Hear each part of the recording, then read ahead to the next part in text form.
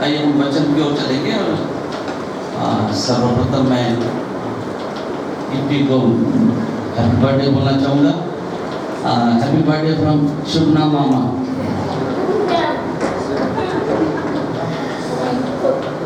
Welcome. So Gifty का जो innocence है ऐसे लोगों का ही ईश्वर का राज है। वही हम वचन की ओर बढ़ेंगे और छोटी सी प्रार्थना करेंगे। स्तुति करते हो प्रवेश में से आपके चरणों के साथ आपकी वंदना पासों में हम करते आपकी आराधना करते हैं। मैं अपने आप को खाली करता हूँ कि आप मेरे जुबान से आप बोलिए, हम सबसे बात कीजिए, वचन उदाहरण करवा सबको यहाँ से आपके वचन से आशीषित होकर के हमें यहाँ से रवाना कीजिए। स्मृति उदारता प्रवेश के नाम से मांगते सुने कबूल कीजिए।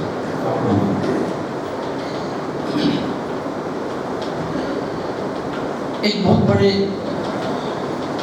इवेंजलिस्ट हाल ही में गुजर गए, प्रभु में सो गए। उनका नाम है रेनार्ड बोंगे, जर्मन के। इन्हों अफ्रीका के अंदर में बहुत काम किया, नाइजीरिया के अंदर में बहुत काम किया।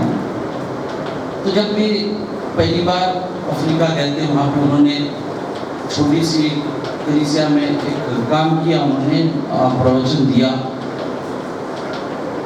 और अफ्रीका के जो वहाँ पे ग्रासलैंड्स हैं, वहाँ के ग्रासेस इतने ऊंचे ऊंचे होते थे, हाथी के हाइट के होते थे, इसको एलिफेंट ग्रास ही बोलते हैं।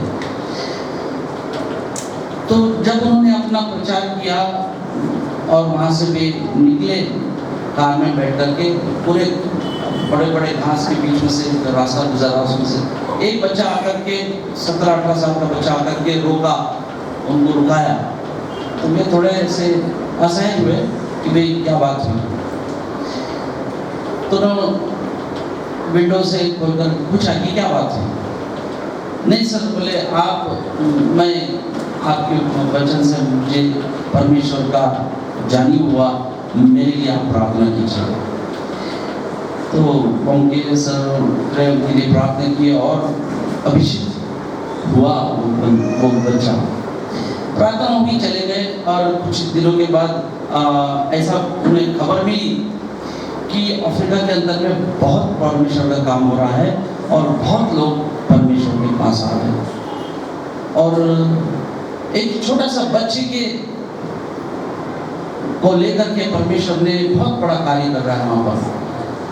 उन्होंने पूछा कि भाई वो कौन बच्चा है? वो बच्चे का नाम डेविड। उसने क्या किया, जब अभिषेक हुआ, एक वहाँ एक बीमारी होती है, डिसीज बोलते उसका नाम है। माँ अपने एक बेटे को खो दी थी, दूसरा बेटा भी बीमार था। तो उसने कहा कि मैं प्रार्थना करता हूँ, और उसने किया, परमेश्वर ने उसकी चंगाई दी। ये बात गांव के मुखिया तक पहुंची कि एक नाम बच्चा है, उसने प्रार्थना की और परमेश्वर ने आशीष दिया। उसका बेटा भी बीमार था, तो उसने उसको बुलाया कि मेरे बेटे के लिए भी प्रार्थना कर। उसने प्रार्थना की, परमेश्वर ने उसकी चंगाई दी। तो मुखिया मुंह हो गया, मतलब कि वो परमेश्वर को स्वीकारा और फिर ऐलान किया कि इसका प्रवचन आप सबने सुनना चाहिए, और ये इसको कार्य करने की पूरी छूट दे दी। और सारे लोग आकर के प्रार्थना करने लगे, परमेश्वर के आशीष पाने लगे, और वचन में से ये बोलता रहा, और वो लोग इसकी बात को मानते रहे और समझते भी रहे। फिर जब मौके सबको मालूम हुआ कि डेविड नामक जो बच्चा जिसके लिए मैंने प्रार्थना की, वो उसके जरिए से परमेश्वर कार्य कर रहा है, परमेश्वर की तारीफ की उन्होंने। और जब उसकी मुलाकात हुई डेविड से, तो डेविड से पूछा कि तू गवाह है, तुझसे प्रार्थना करवाया था, तो परमेश्वर के वचन से कैसा हो रहा? तुझे परमेश्वर का वचन पहले कभी नहीं मालूम, तो सिर्फ एक बार सुना मेरा प्रवचन। सर बोले मैंने आपकी जो सुना था, मैं वही सबको बोलने लगा, मेरे कुछ भी नहीं मालूम। तो बाकी सब ने, तू जो बोल रहा है वो तो बस बोल रहा है। यूहन्ना 3:6, परमेश्वर ने जगत से ऐसा प्रेम किया कि अपना इकलौता बेटा दे दिया, जो कोई इस पर विश्वास करे वो नाश ना हो परंतु अनंत जीवन पाए। Pure gospel. अब वो पढ़ा लिखा नहीं है और कुछ नहीं जानता, जो उसने सुना बॉन्के सर से वो सबको बोलना शुरू किया, सब उस पर वो वचन पे विश्वास करने लगे, परमेश्वर की आशीष पाने लगे। इस वाक्य को फिर आएंगे हम। अब ये वचन आज का जो है अथॉरिटी ऑफ जीसस क्राइस्ट, हम देखते हैं पाम संडे के दिन सारे लोग यीशु मसीह को राजा स्वीकार किया, और राजा जैसे वचनों में हमने सुना सारे लोगों से कि राजा घोड़े पर आता, परंतु ये राजा शांति का राजकुमार, शांति का राजा, वो गधी के बच्चे पर आया, हम्बल होकर के आया। लोगों ने बड़े उल्लास से, बड़े जोशों से उन्हें स्वीकार किया, यरूशलेम में प्रवेश हुआ। फिर हमने देखा कि उन्होंने सारे मंदिर को साफ किया, शुद्धिकरण। कल हमने बहुत बेहतरीन इसके बारे में सुना है। और फिग ट्री के जो सूखने का जो श्राप जिसको दिया यीशु मसीह ने, उसके बारे में भी हमने देखा। ये सारी चीज़ें गतिविधि हुई है संडे, मंडे और आज का दिन, जब यीशु मसीह सारे प्रवचन दे रहा था, ये सारी चीज़ कर रहा था, तो याजक और महायाजक असहज हुए। ये क्या है कि हम अथॉरिटी है यहाँ के, इस सिनेगॉग के, इस मंदिर के हम करता धरता है, और ये कहाँ से आकर के इतनी सारी अपनी हुकूमत बता रहा है और सारे व्यापार को उलट पुलट कर दिया, सारे लोगों को भगा दिया, करेक्ट, और लोग को चंगाई कर रहा और प्रवचन देने लगा। और जब भी परमेश्वर यीशु मसीह वचन बोलते थे मंदिर में, जब वो 12 साल के भी थे, तब भी वो जब मंदिर के में गए थे अपने माता पिता के साथ, तो बड़े बड़े याजक, महायाजक और ज्ञानी लोगों के साथ उनका संवाद हुआ, और वो लोग परेशान हो गए कि 12 साल का बच्चा, इसे इतना ज्ञान कैसा है। और जो भी जब भी बोलते हैं यीशु मसीह, तो अपनी अथॉरिटी के साथ बोला है। यीशु मसीह जब भी बात किए, जब भी वचन सुनाया उन्होंने, उनके वचन में एक अथॉरिटी है। ऐसा नहीं कहा कि जो मैं कह रहा हूं जाकर देखो कि ये लिखा है या नहीं, ऐसा नहीं। Verily I say unto you, सच सच मैं कहता हूं, खचित खचित में शांतो, अथॉरिटी, उनका वचन हरदम अथॉरिटी के साथ है, क्योंकि वचन के ऊपर, वचन स्वयं थे, सारी सृष्टि की रचना स्वयं की थी। पुराने नियम में जब देखेंगे तो परमेश्वर की भी जो वाणी है, परमेश्वर जब भी अपने भविष्यद्वक्ता से कहा, अथॉरिटी थी उसमें, अथॉरिटी के साथ कहा, जाओ राजा को जाकर ये कहो, है ना, इसमें अथॉरिटी। यीशु मसीह जब भी बोला उसके अंदर में अथॉरिटी है। वेरी ऐसे आते, मैं जगत की ज्योति हूँ, मैं मार सकते जीवन मैं हूँ। हर शब्द में उनके अथॉरिटी है, उनके काम करने में अथॉरिटी है, उनके प्रवचन में अथॉरिटी है। और अब जब देखते कि शुद्धिकरण जब हुआ मंदिर का, अब याजक महायाजक को ज़्यादा आहत हुए कि भाई ये तो अभी प्रवचन देते थे, वो पहाड़ पर देते थे, नदी के किनारे, गली की झील पर वो वचन देते थे, अभी हमारे मंदिर में आकर के हमारे अथॉरिटी के ऊपर अथॉरिटी, ये क्या बात हुई? इसको अब बहुत हुआ, पानी सर के ऊपर गया, इसको सबक सिखाना चाहिए। तो वो सारे याजक महायाजक जो है, फरीसी वगैरह, ये आकर के यीशु मसीह से कहा कि भाई तुम किस अथॉरिटी से ये करता है? करेक्ट, तेरे पास कौन अथॉरिटी दिया? बिशप दिया या बोल दिया? कोई अथॉरिटी नहीं, वो खुद अथॉरिटी थी। यीशु मसीह खुद अपने आप में अथॉरिटी है। तो यीशु मसीह सीधा आंसर नहीं दिया। यीशु मसीह की एक स्वभाव है, करेक्ट। आप जब उनको अड़ के पूछेंगे तो आंसर नहीं देंगे, लेकिन नम्र होकर आप पूछेंगे, मांगेंगे, तो आपके प्रश्नों के उत्तर मिल जाएगा। तो उन्होंने पूछा कि भाई अथॉरिटी किस अथॉरिटी से करते हो? तो उन्होंने कहा यीशु मसीह ने सीधा आंसर नहीं दिया। जब भी टेस्ट करने के लिए जो भी उन्होंने, जब भी लोगों ने उन्हें पूछा है, ज्ञानी लोगों ने पूछा है, उन्होंने सीधा आंसर नहीं दिया।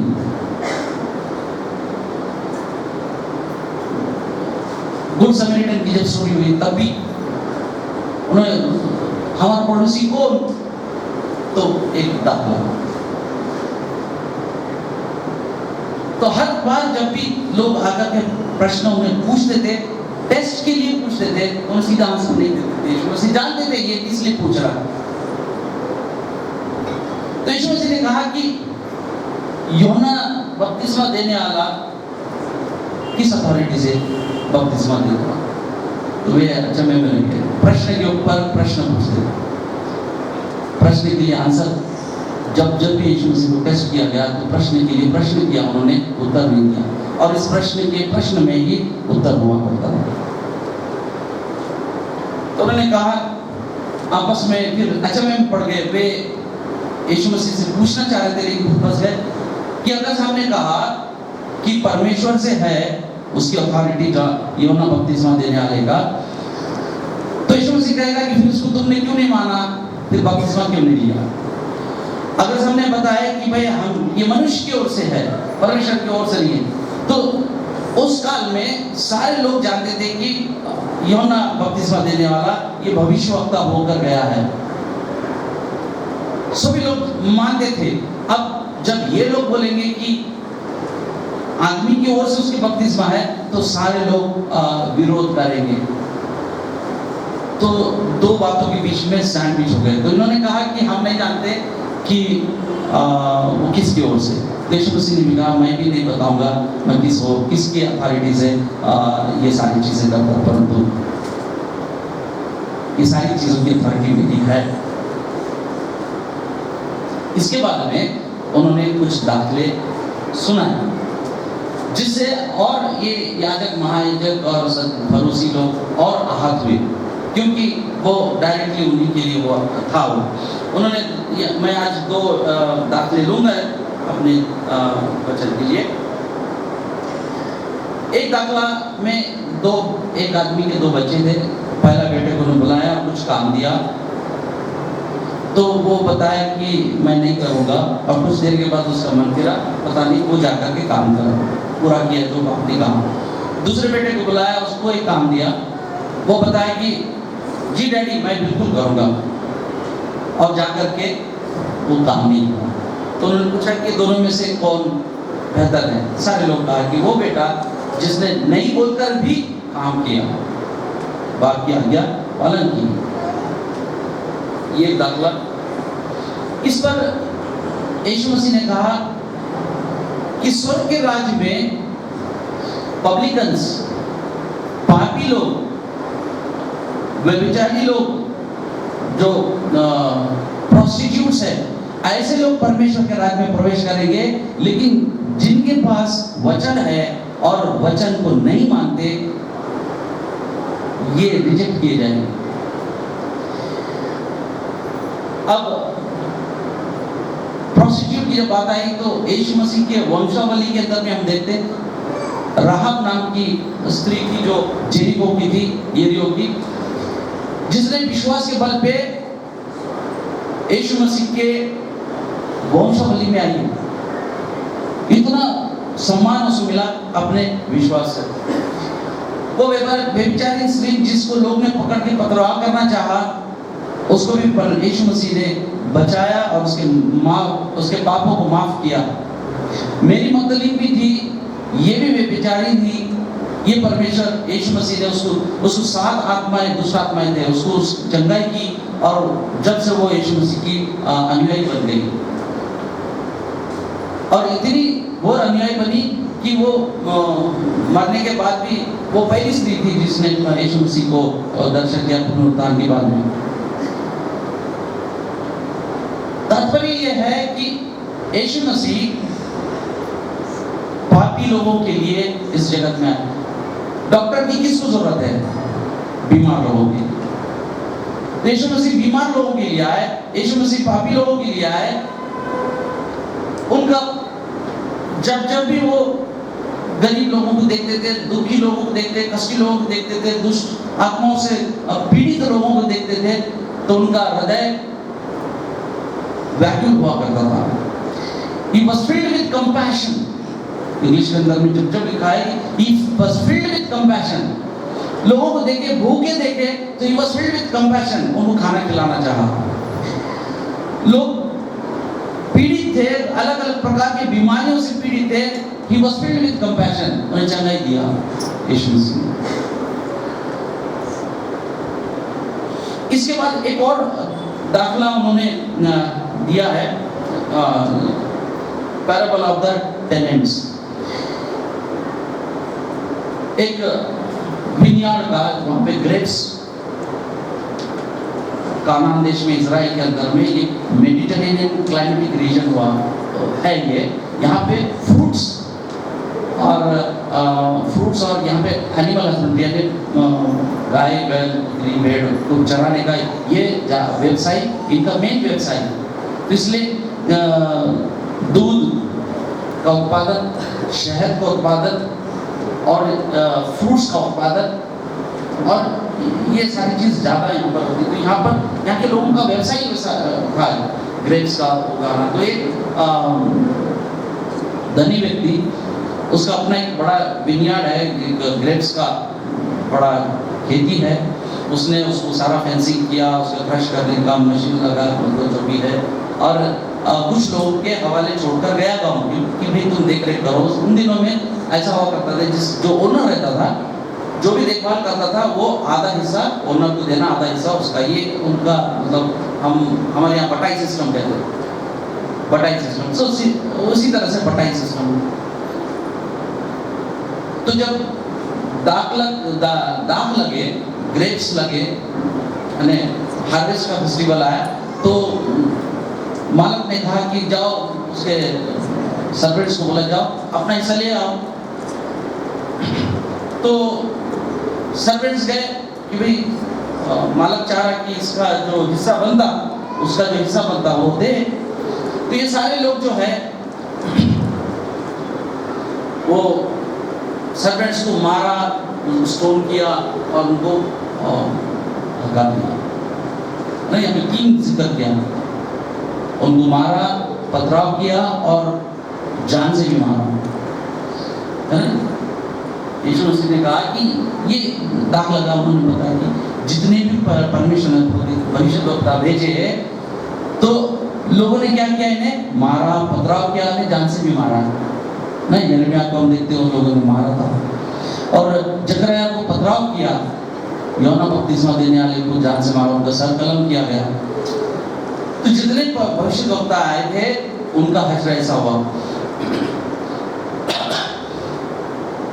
तो जो मालिक था उसने कहा कि भाई ये मेरे नौकरों को मार रहे, तो मैं अपने बेटे को भेजता हूँ, शायद उससे रेस्पेक्ट करके मेरा हिस्सा दे, जो मेरा बनता हो दे। मरकुस रचित सुसमाचार में बहुत अच्छा विवरण दिया। उसने अपने प्रिय पुत्र को लिखा, प्रिय पुत्र को भेजा ताकि वो उसको रेस्पेक्ट करे और अपना हिस्सा उसको दे। जब बेटा गया तो बेटे को भी उन्होंने मारा। ये सारी घटनाएं यीशु मसीह सांकेतिक रूप में अपने बारे में बता रहे थे। हिस्ट्री भी लिया उन्होंने और वर्तमान में आए और भविष्य में जो होना है इसके बारे में भी यीशु मसीह बता रहे थे। उन्होंने बेटे को भी मारा क्योंकि संसार के अंदर में अंधकार शक्तियों का राज है। इस राज में परमेश्वर के लोगों का, परमेश्वर के वचन का कोई अस्तित्व नहीं है। कब तक? जब तक यीशु मसीह दूसरी बार आए नहीं, तब तक। उसके बाद हिसाब होगा। तो इसके बाद में यीशु मसीह ने कहा, मत्ती रचित सुसमाचार इसका 21वां अध्याय 42 एक बार पढ़े। यीशु ने उनसे कहा, क्या तुमने कभी पवित्र शास्त्र में यह नहीं पढ़ा जिस पत्थर को राजमिस्त्रियों ने निकम्मा ठहराया था, वही कोने का सिरा का पत्थर हो गया। Thank you.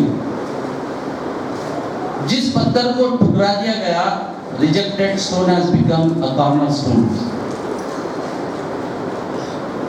जिसको आज ये लोग रिजेक्ट कर रहे, जिसके ऊपर उन्होंने प्रश्न चिन्ह लगा रहे, ये रिजेक्टेड स्टोन यीशु मसीह, ये आगे चल करके एक कॉर्नरस्टोन बनना है, जिसके ऊपर पूरी कलीसिया टिकी है। अभी कॉर्नरस्टोन जो है आर्किटेक्चर के अंदर में, कॉर्नरस्टोन वो पत्थर है जो मीडियन माना जाता है, जिसके उसको बीच में रख करके माप तोल, उसकी जितनी भी माप होती है, जितनी घिराव है, ये उसको रिलेटेड होता है, तो वो कॉर्नरस्टोन है। अब आजकल हम कॉर्नरस्टोन को ऐसा कॉर्नर में लगा देते हैं कि दिस बिल्डिंग इज इनॉग्रेटेड, वो कॉर्नरस्टोन सही में नहीं है। कॉर्नरस्टोन वो स्टोन है जो स्टोन के रेशो से सारा बिल्डिंग का कंस्ट्रक्शन होता है, दैट वो मेन कॉर्नरस्टोन है। और बिल्डिंग बनने के बाद ऊपर एक स्टोन होता है आंख के ऊपर, उसको बोलते हैं कैपस्टोन। कैप हमारे कैप है, तो वो कैपस्टोन पूरी बिल्डिंग को, उस पत्थर को बांधे रखता, वो भी इंपॉर्टेंट है, कैपस्टोन और कॉर्नरस्टोन। तो यीशु मसीह अपने बारे में कहा कि जो पत्थर रिजेक्ट कर रहे हो आज, वो ही कॉर्नरस्टोन है। मैं जब कॉर्नरस्टोन के बारे में रेफरेंस निकाल रहा था, बहुत सारे मुझे यीशु मसीह के इवन साम्स के अंदर में भी मुझे मिला कि यीशु मसीह के बारे में जिक्र किया गया कि he will be becoming a cornerstone. तो यीशु मसीह हमारे चर्च का कॉर्नरस्टोन है, यीशु मसीह हमारे जीवन का कॉर्नरस्टोन है, यीशु मसीह हमारे परिवार का कॉर्नरस्टोन है। जब तक यीशु मसीह हमारे परिवार का, हमारे जीवन का, हमारे चर्च का, हमारे कलीसिया का कॉर्नरस्टोन है, तब तक हमारी कलीसिया टिकेगी, तब तक हमारा परिवार टिकेगा, तब तक हमारे जीवन संतुलित रहेगा। कॉर्नरस्टोन चला गया, बिल्डिंग कोलैप्स हो जाएगी, बिल्डिंग का पूरा आर्किटेक्चर ढह जाएगा। तो प्रियो, आज यीशु मसीह बता रहे कि मैं कॉर्नरस्टोन हूं। भले लोग रिजेक्ट करें, संसार रिजेक्ट करे, परंतु ये रिजेक्टेड स्टोन यीशु मसीह हमारे जीवन का कॉर्नरस्टोन है। दूसरी बात,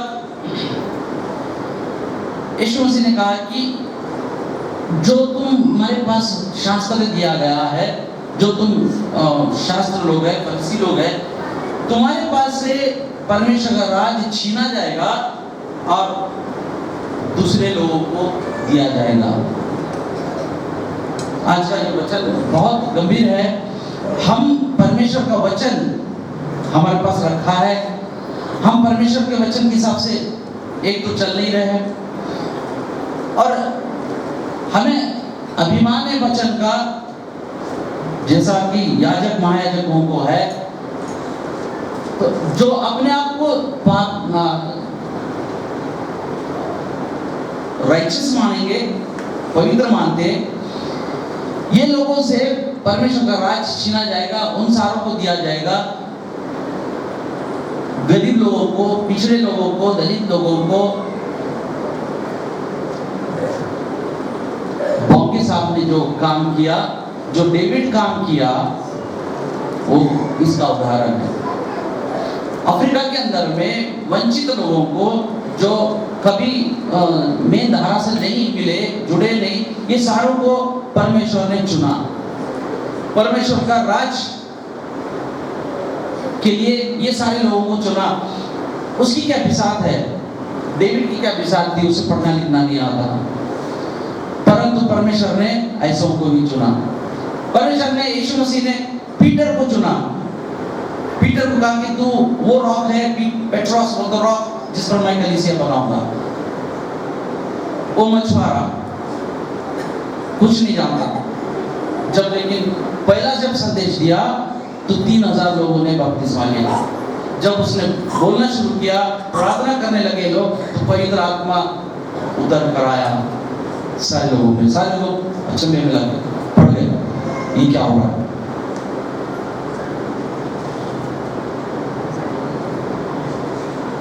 तो प्रियो, आज के दिन परमेश्वर के हमारे लिए 3 संदेश है।